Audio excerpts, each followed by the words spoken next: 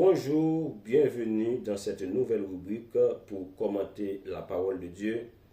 Aujourd'hui, nous allons parler de la conversion. La conversion, ce qu'elle est, la conversion, ce qu'elle implique. Et la conversion, c'est pour quel but? La conversion doit nous conduire à croire. Aujourd'hui, si vous êtes converti, cette conversion doit vous conduire à croire. Et dans la Bible, l'apôtre Paul nous a laissé ce verset qui répond à toutes nos interrogations sur la conversion. Dans la ville de Macédoine, Paul était accompagné de Silas pour son deuxième voyage missionnaire.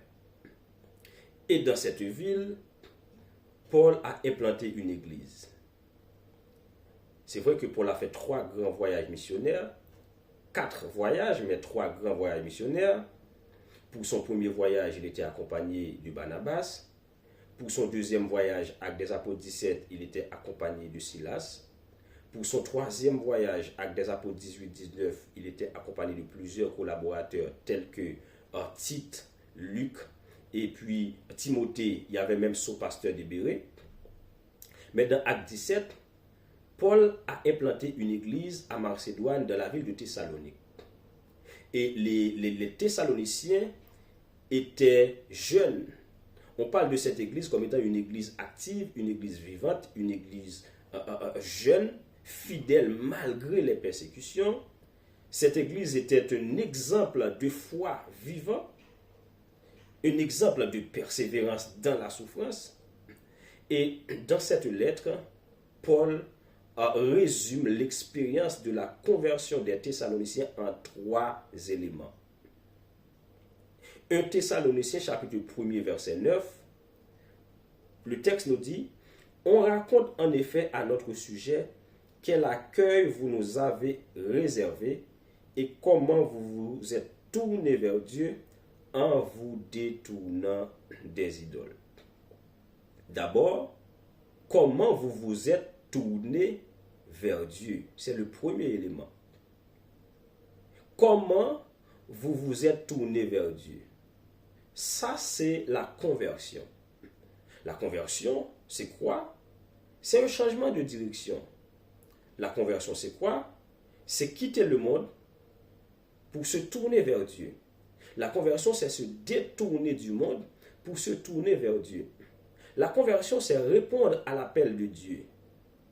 Dieu t'appelle, il te dit « suis-moi » et tu décides de te détourner du monde pour te tourner vers Dieu. Ça, c'est la conversion.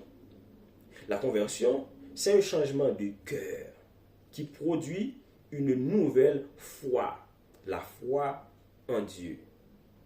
Deuxième élément, en abandonnant les idoles. Maintenant, ça, c'est l'attitude de repentance. Parce que la repentance, c'est un changement de mentalité. Normalement, les Thessaloniciens ont abandonné les idoles. On peut parler des idoles faites de pierres précieuses, des idoles faites de pierre, des idoles faites de fer, ou peu importe les métaux que vous pouvez utiliser. Mais il y avait aussi les idoles du cœur. Il y avait aussi les idoles de l'âme.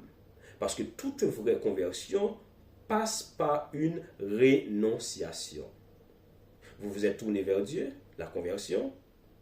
Vous avez abandonné les idoles, ça c'est la repentance. Et pour quel but? La conversion doit conduire à quoi? Le verset dit: pour servir le Dieu vivant et vrai. Et à ce moment, on parle de la vie des Thessaloniciens comme étant une vie transformée. Pourquoi? Parce qu'ils se sont tournés vers Dieu en abandonnant les idoles pour faire quoi? Pour servir le Dieu vivant et vrai. Le Dieu qui est vivant et le vrai Dieu. C'est-à-dire, mes bien-aimés, le but de la conversion, c'est de servir. Servir le Seigneur, servir Dieu avec fidélité, avec amour et surtout dans la vérité, parce qu'il faut servir le Dieu vivant et vrai. La conversion doit nous conduire à une vie de service. Maintenant, si la conversion ne vous amène pas, ne vous conduit pas à une vie du service, c'est que quelque part, vous avez gardé certaines idoles. Peut-être ces idoles ne sont pas physiques, peut-être que ces idoles ne sont pas visibles, peut-être que ces idoles font partie des idoles de l'âme.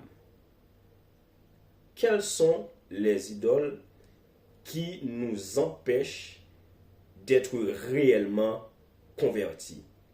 Quelles sont les idoles qui nous empêchent réellement d'être en Christ? Les Thessaloniciens se sont tournés vers Dieu en abandonnant toutes sortes d'idoles pour servir Dieu. C'est ça la conversion, c'est ce qu'elle implique et c'est le pourquoi de la conversion. Elle doit nous conduire à une vie de service. Est-ce que vous avez une vie de service?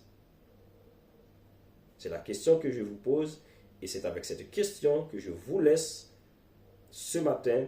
Réfléchissez dans votre vie, dans votre cœur.